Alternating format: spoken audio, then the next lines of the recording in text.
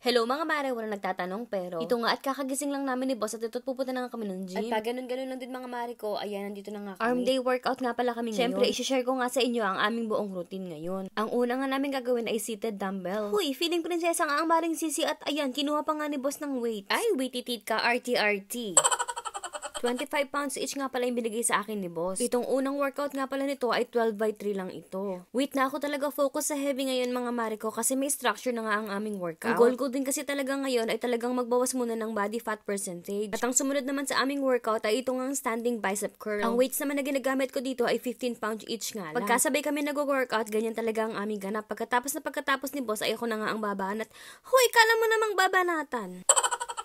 At dito nga din pala sa pangalawang workout ay 12 by 3 lang din. At ang pangatlo nga ay itong tricep kickback. 12 by 3 lang din ito pagkatapos ay 5 pound each lang ako dito. At ang sumunod na ginawa naman namin ay itong deep swimmer press. Workout na din talaga mga mare ko ang naging bonding namin mag-asawa. Kakaalis din kasi ng stress ang pag-workout. Lalo na kung ang stress sa buhay ay yung kasama mo. Huy, charis naman. Ay kabait-bait kaya ang boss underscore mapagmahal 143. Ilang linggo ko na nga palang ginagawa itong routine na to. Malaki din talaga na nakita ko improvement sa katawan ko ngayon. Ay kapag ka talaga naging bonglicious din ito ay i-share ko din sa inyo mga pinag-iinom kong Kemerut Bambam. At siya, ang sumunod nga ay ito, nag-hammer curl naman kami. 10 pound each din yung gamit ko dito at 12 by 3 din, syempre. At ang sumunod nga naman nga ay ganitong klaseng push-up. Ay medyo pasikat ako dito mga mare ko. Ay 10 by 3 nga lang dapat ito. Ay ginawa akong 15. Hoy, nagmamayabang ako kay boss, ganun.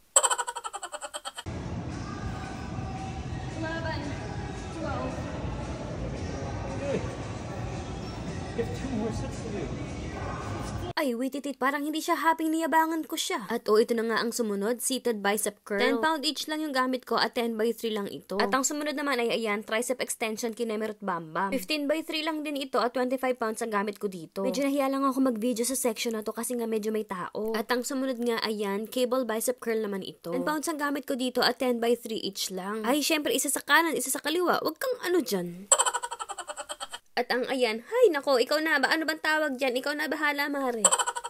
Sa ganyan, 10 pounds lang din yung gamit ko at 10 by 3 lang din. Favorite number yarn. At doon na nga nagtapos ang aming workout mga mare ko. Yun lang, huy, grabe naman ang pump. At syempre, pagkabihis ko nga ito na nga at iinom na nga ako ng aking protein shake. Ay, importante talaga to mga B. At arat na nga mga mare ko at umuwi na nga tayo. At bogs, nandito na nga kami sa balay mga mare ko. At grabe naman ang boss underscore mapagmahal 143 na yan. Kung nga pala, idinrap nga lang dito sa bahay at siya nga daw ay may kadi. Ay, kamuntikanan ko na talagang pektusan ito.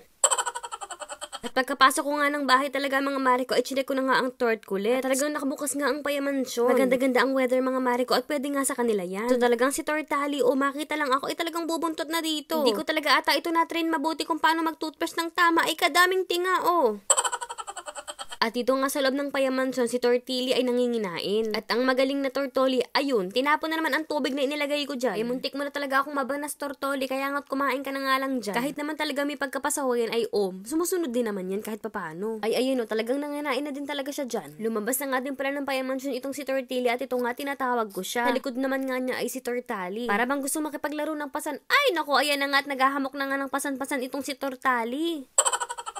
Ay, sa mga mami dyan na may batang nanonood, hay, naku, kayo na ang mag-explain.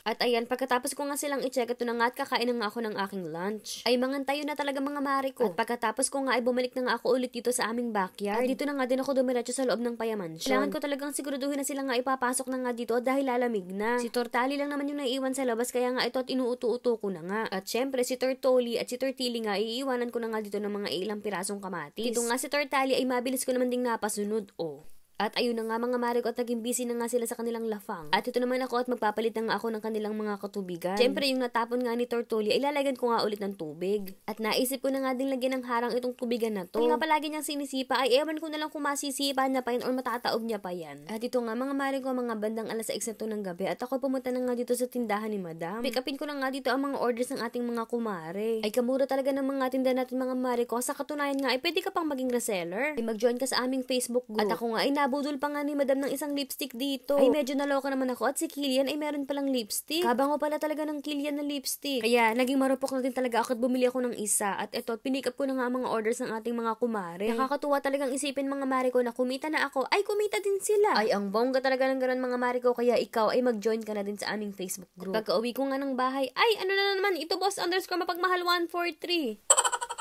Ay, salamat na lang po sa pag-guide mo, sir. Mabuti talaga nito si mamang pulis, At yan lang muna for today's vlog mga Mariko. Thank you for watching and see you guys on our next one.